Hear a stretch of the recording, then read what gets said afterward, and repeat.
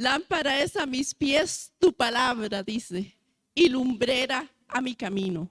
Esta palabra nos alumbra el entendimiento para entender lo que antes no entendíamos, para ver lo que antes no veíamos. Amén.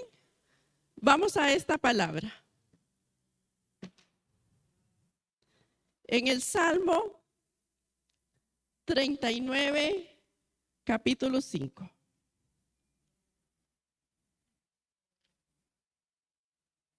A través de toda la palabra de Dios se nos da el concepto de que la vida humana es corta, que la vida humana es fugaz.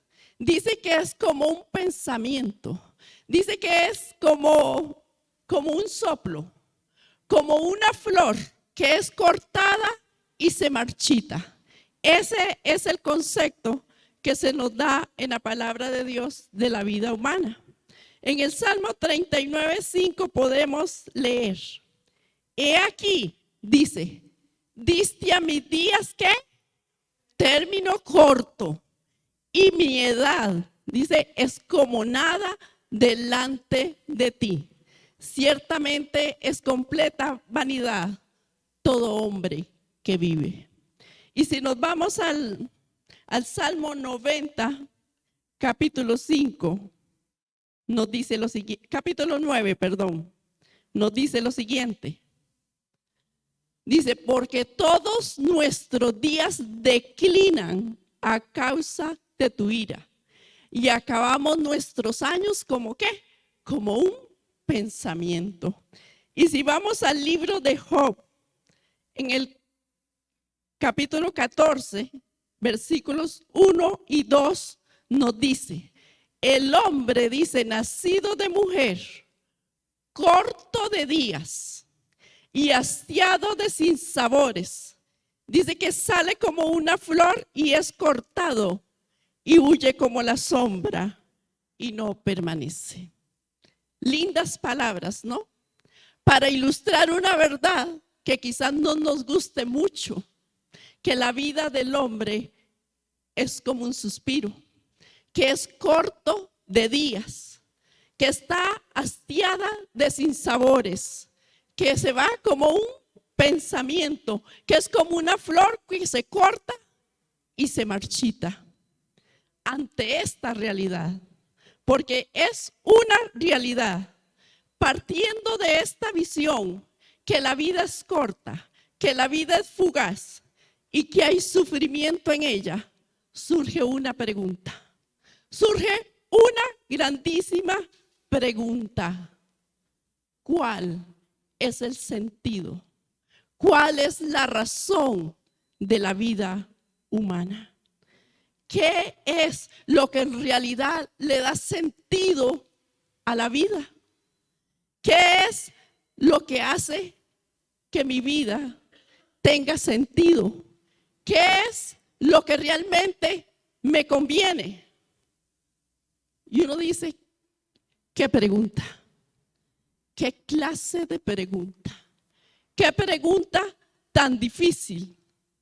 ¿Cuántos grandes pensadores han tratado de darle una respuesta a una pregunta como estas? ¿Cuántos filósofos, cuántos políticos, cuántas religiones han dado su propia respuesta ante esta pregunta?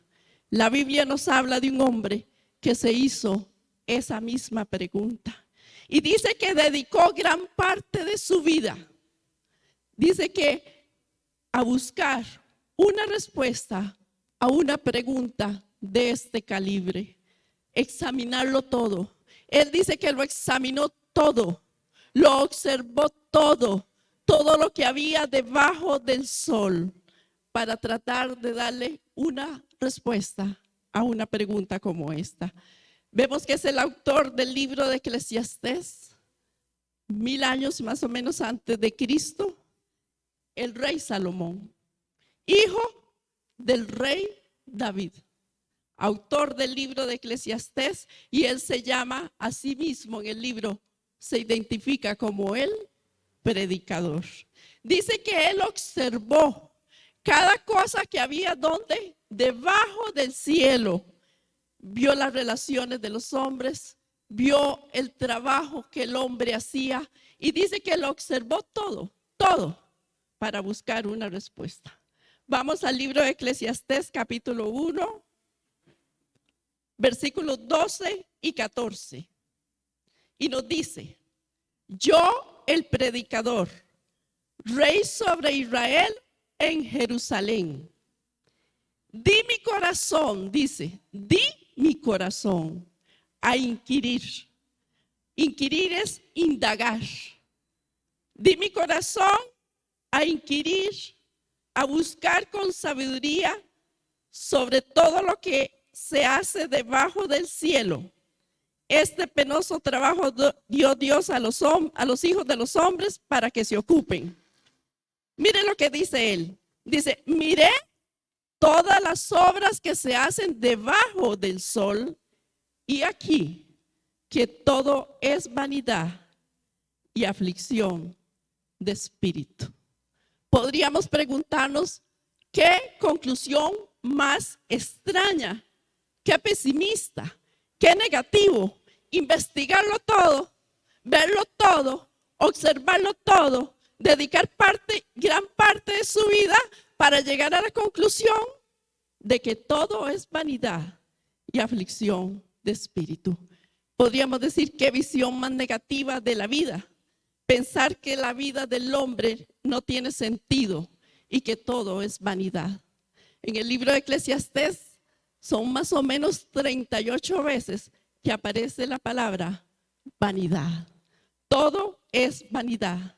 Entonces, tras que venimos hablando que la vida es corta, que está llena de sinsabores, ahora viene el predicador y nos dice que todo es vanidad y aflicción de espíritu. El predicador lo que hace es que una vez que lo ha visto todo, él busca un motivo por el cual vivir. Él busca lo que podríamos llamar un todo de vida. Un todo de vida. ¿Y qué es un todo de vida? ¿A qué denomino yo un todo de vida? Un todo de vida es el motivo por el cual yo estoy viviendo. Es algo que hace que mi vida tenga sentido. Y además de hacer que mi vida tenga sentido, hace que las cosas que yo hago tengan sentido y razón de ser. Muchas personas encuentran su todo de vida, su razón de vida en el dinero, por ejemplo. Entonces son personas que viven para buscar dinero, para acumular dinero, y nunca les satisface. Si hoy tienen 100 millones, van a querer 200. Son capaces de cualquier cosa por encontrar, porque el dinero, porque eso lo hicieron ellos, su razón de existir.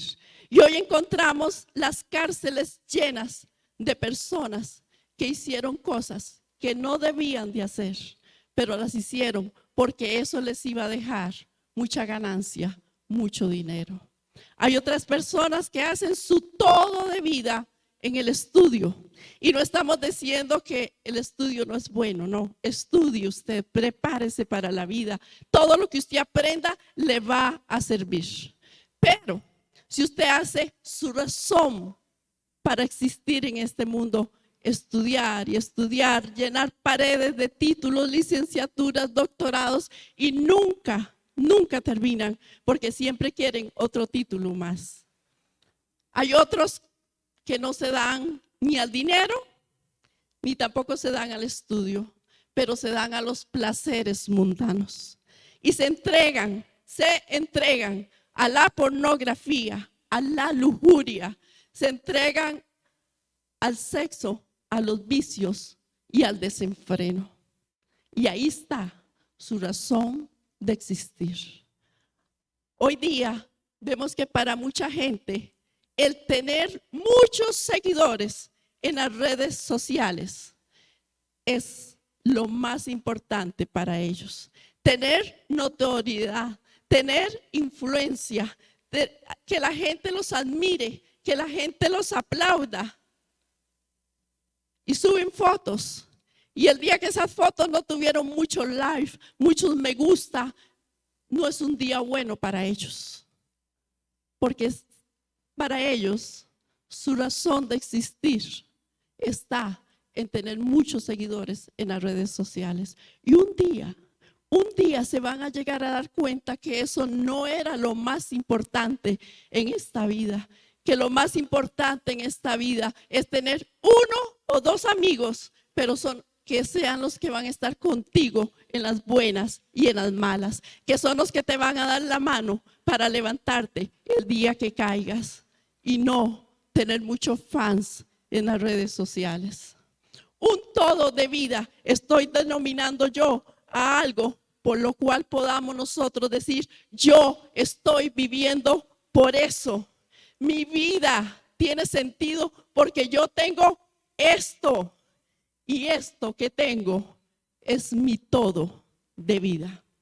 ¿Qué fue lo que hizo el predicador? Dice que él vio, él observó, él indagó todo lo que había debajo del sol. Y una vez que lo había visto todo, él se dio a la tarea de experimentar. O mejor dicho, de adoptar cosas como su todo de vida. Vamos al libro de Eclesiastés 1:17 y dice Salomón, dediqué mi corazón a conocer la sabiduría y también a entender las locuras y los desvaríos. ¿Y cuál fue la conclusión? Conocí que aún esto era aflicción de espíritu.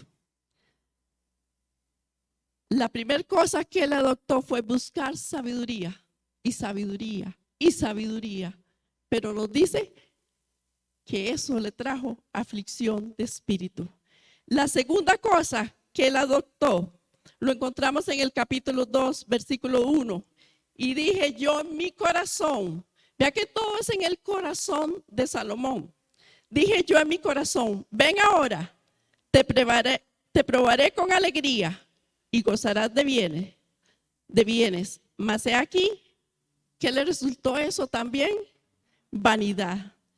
Se entregó al placer y la risa y concluyó que ese tampoco podía ser su todo de vida, porque no le daba sentido a su existencia y terminó diciendo, ¿de qué?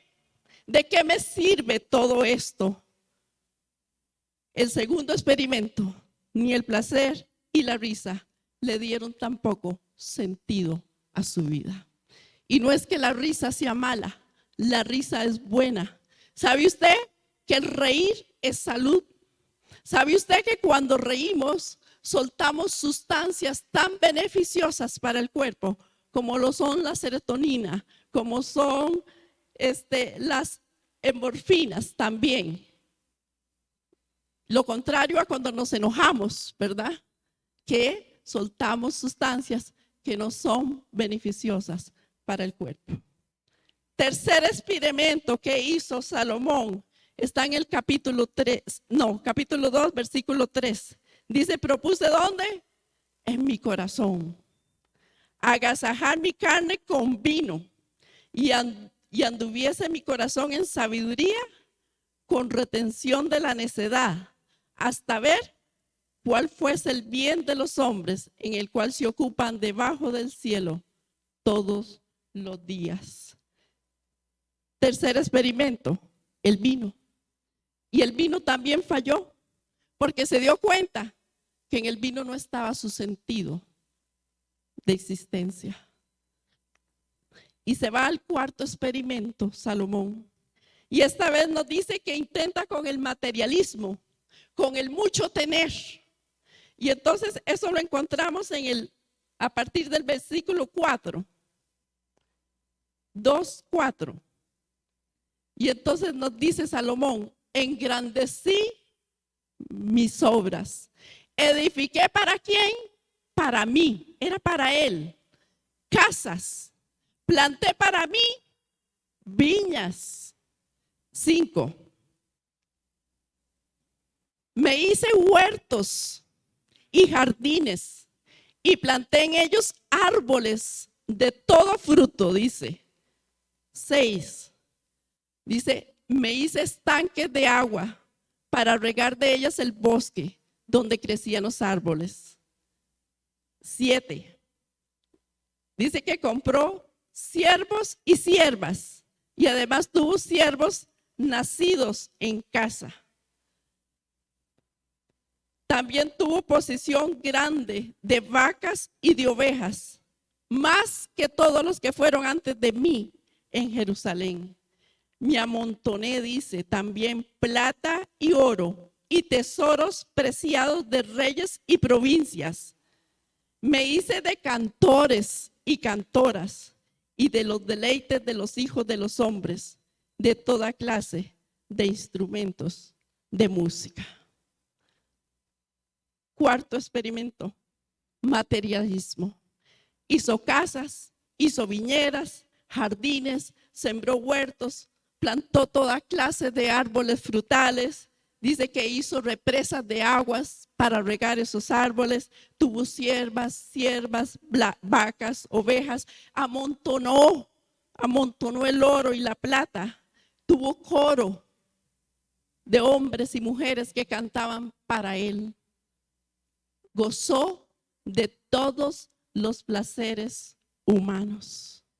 Y si vamos a Primera Reyes 10:14, nos damos cuenta de más cosas todavía que hizo Salomón.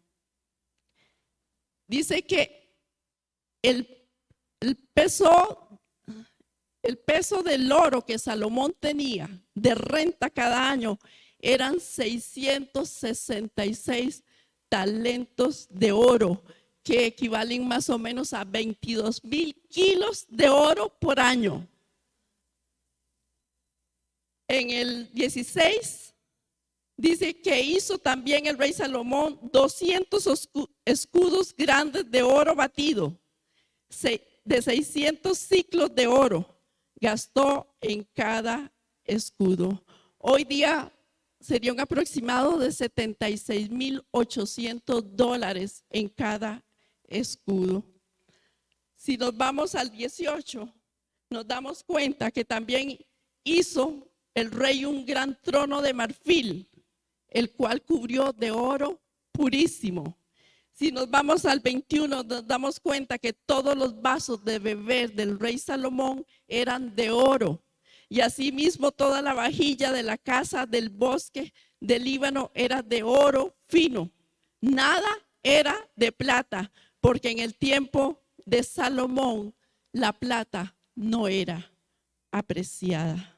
Sin embargo, a pesar de todas esas cosas, de todas esas riquezas, de todos esos placeres que gozó Salomón, nos vamos al capítulo 2, versículo 11, y nos dice: miré yo luego todas las obras que habían hecho mis manos y el trabajo que tomé para hacerlas, y aquí que todo era vanidad y aflicción de espíritu, sin provecho bajo el sol. Y uno se pregunta, ¿acaso fue el predicador el único ser humano sobre la tierra que le sucedió esto? Encontrar que todo en la vida es vanidad y aflicción de espíritu. Encontrarle a la vida un sinsabor. Podemos tener ejemplos de personas contemporáneas que les ha pasado cosas parecidas. Podríamos hablar de un Steve Jobs, un empresario informático estadounidense, el máximo accionista de las acciones de la Walt Disney Company. Murió siendo multimillonario con tan solo 56 años de edad. por un cáncer de páncreas. Se estima que la fortuna que él dejó fueron 7,000 millones de dólares. Él dijo muchas cosas antes de morir, muchas cosas muy interesantes, pero yo quise rescatar algunas de esas palabras que él dijo. Dice él, ya en una cama de hospital, ya cuando la muerte se aproximaba, dice él, he llegado a la cima del éxito en los negocios. A los ojos de los demás, dice él, mi vida ha sido un éxito. Sin embargo, dice, aparte de mi trabajo, tengo pocas alegrías. Al fin y al cabo, la riqueza no es más que un hecho al que estoy acostumbrado. En este momento, dice él, acostado en una cama de hospital y recordando toda mi vida, me doy cuenta que todos los elogios, todas las riquezas de que estaba tan orgulloso, se han vuelto algo insignificante ante una muerte eminente. Podrás contratar a alguien, dice él, podrás contratar a alguien que maneje tu coche, pero no puedes contratar a nadie, no puedes pagarle a nadie para que lleve tu enfermedad. 56 años solamente y murió. Podríamos irnos un poquito más atrás, hablar de los años 60, de aquel gran magnate griego Aristóteles Onassis. Fue uno de los hombres más ricos, si no el más rico del mundo en ese momento. Tuvo solo 2 hijos. Su hijo murió en un accidente. La hija de él, única heredera de toda su fortuna, aparentemente se suicidó. Y podríamos seguir hablando de personas que lo tuvieron todo en este mundo. Amontonaron dinero. Aristóteles Onassis llegó a ser dueño de más o menos 100 embarcaciones. Lo tuvo todo. Su hija Cristina no le costó ganarse esa fortuna, simplemente la heredaba. ¿Por qué terminó suicidándose? ¿Por qué? Porque no le encontraron el sentido a la vida, porque le encontraron a la vida ese sinsabor. Si volvemos ahora al libro de Eclesiastés, llegará el momento en que el predicador diga, he encontrado lo que realmente le conviene al hombre. Y al final del libro nos da la respuesta. Creo que todos estamos esperando esa respuesta. Después de todo este panorama tan negro, yo imagino que usted quiere escuchar esta respuesta.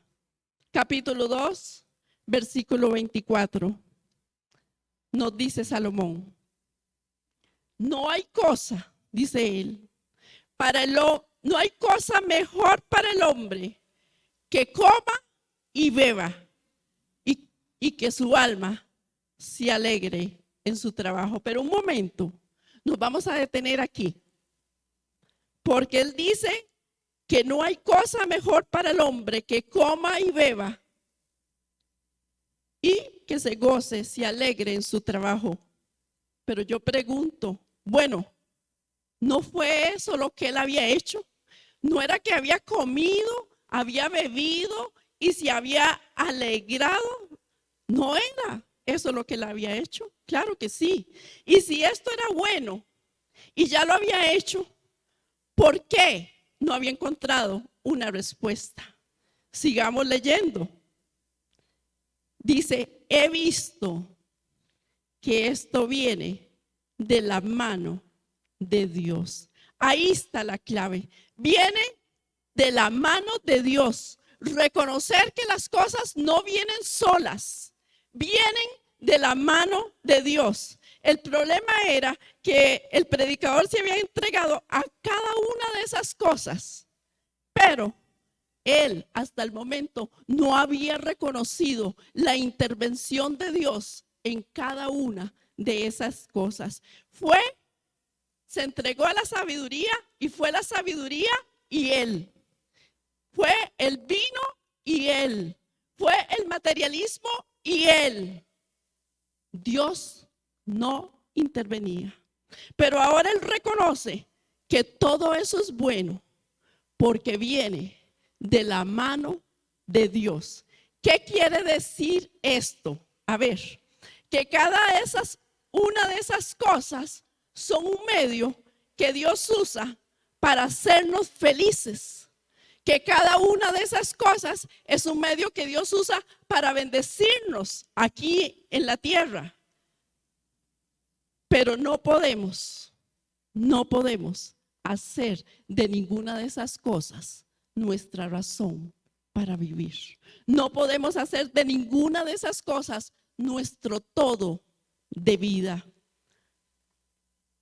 Tiene que haber un reconocimiento. Tenemos que reconocer en cada una de esas cosas la intervención divina. Y esto hará que nosotros podamos disfrutar de cada una de esas cosas. Pero no puede ser que nosotros vivamos para esas cosas. Entonces aquí encontramos una gran diferencia en lo que es un motivo y en lo que es una fuente. Un motivo de felicidad y una fuente de felicidad. Si nuestra fuente de alegría, nuestra razón de existir es Dios, entonces, y solo entonces, ya no vamos a depender de esas cosas para ser felices ni para tener una razón para vivir. Amén. No es fácil comprender esto. Tampoco para el predicador fue fácil. Ponerlo en palabras tampoco es fácil. Ahora, este es un punto que el predicador nos da como respuesta. Sin embargo, hay algo más importante que el predicador nos da como respuesta. Por fin da la respuesta. Por fin nos dice que es el todo del hombre. El fin del discurso oído. Vamos a ver, está al final del libro, en el capítulo 12, versículo 13. Y nos dice así, vean, el fin de todo el discurso oído es este. Dice, teme a Dios y guarda sus mandamientos, porque esto es ¿qué? El todo del hombre, todo del hombre.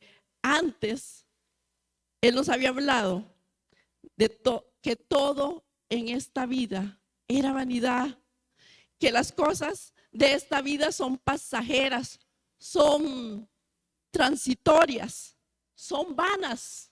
Decía, todo es vanidad, pero estaba hablando de las cosas del mundo, de este mundo. Ahora él nos está hablando de cosas trascendentales, cosas que tienen que ver con la eternidad, cosas que ya no están debajo del sol, sino más allá del sol.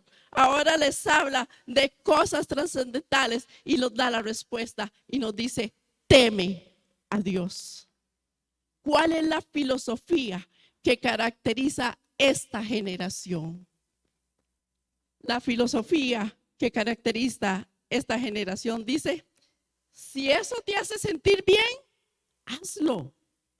Si eso te hace feliz, hazlo. No importa si es contrario a las leyes de Dios. Pero Salomón nos dice, temer a Dios. Temer a Dios. ¿Y qué es temer a Dios?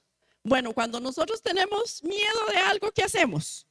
Huimos de aquello a lo que tememos. Pero el temer a Dios nos hace ir hacia Él. Nos hace correr hacia Él. Pero nos hace acercarnos a Él con reverencia, con respeto, con admiración y con sumisión. Amén. Nos hace tener conciencia 24 horas al día de que Él nos está viendo. Él nos ve. nos hace distanciarnos del pecado por amor a Él nada más. Pero hay algo más todavía que el predicador nos dice. En el 12:14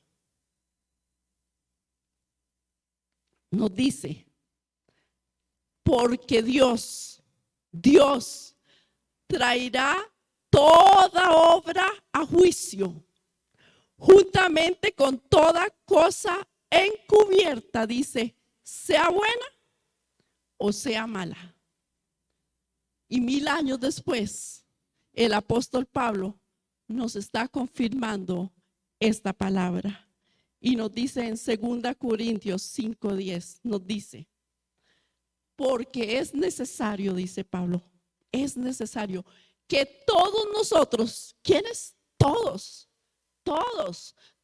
un día vamos a estar ahí delante del trono blanco. Es necesario que todos nosotros comparezcamos, dice Pablo, ante el tribunal de Cristo, para que cada uno de nosotros reciba, según dice, lo que haya hecho mientras estaba en el cuerpo, sea bueno, dice Pablo, o sea malo. Dios mismo va a juzgar un día. Y un día vamos a estar todos delante de ese tribunal. Y dice que Dios va a traer a juicio toda obra, sea buena o sea mala. Tenemos que reconocer a Dios en todo lo que hagamos. Ese es el consejo de Salomón. Reconocer a Dios en todo lo que hagamos. Reconocer a Dios en todo lo que viene a nuestras manos. Y ahora cuando usted llega a su casa, ese arrocito, esos frijolitos, ese fresco, lo que usted se vaya a comer, reconozca que eso no vino solo, que eso vino de la mano de Dios, porque fue Dios quien hizo la materia prima. Fue Dios quien hizo la materia prima. Fue Dios quien hizo esas semillas para que la tierra diera, para que usted tenga en su mesa su comida. Fue Dios quien le da salud. Es Dios quien le da el trabajo. Reconozca que las cosas no vienen solas. Y si usted reconoce que las cosas no vienen solas, usted empieza a disfrutar de las cosas. Usted empieza a disfrutar del fruto de su trabajo, porque reconoce que no vinieron solas. Salomón fue el error de él. Como les digo, era mi corazón, todo lo que está en mi corazón, decía Salomón. Hice para mí casas, hice para mí, sembré para mí, todo era para él, pero no había una intervención de Dios que él reconociera en cada una de esas cosas. Hasta que él empezó a reconocer la intervención de Dios, empezó a gozarse de la vida y empezó a disfrutar de la vida. Ahora sí tenía un motivo para dar gracias. Ahora sí tenía un motivo para ser feliz.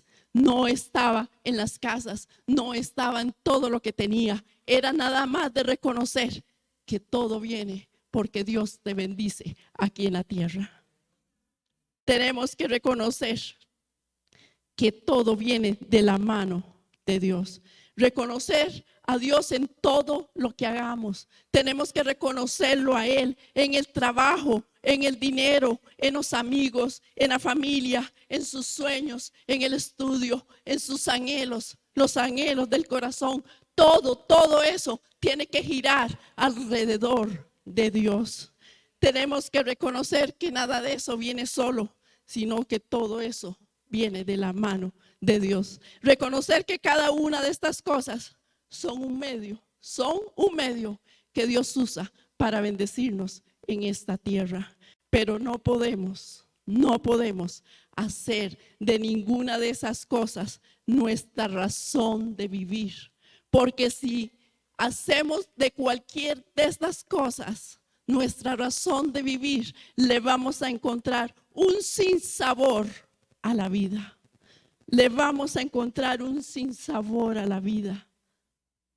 Que esta palabra sea como una lámpara que alumbre sus caminos aquí en la tierra. Que Dios los bendiga a todos.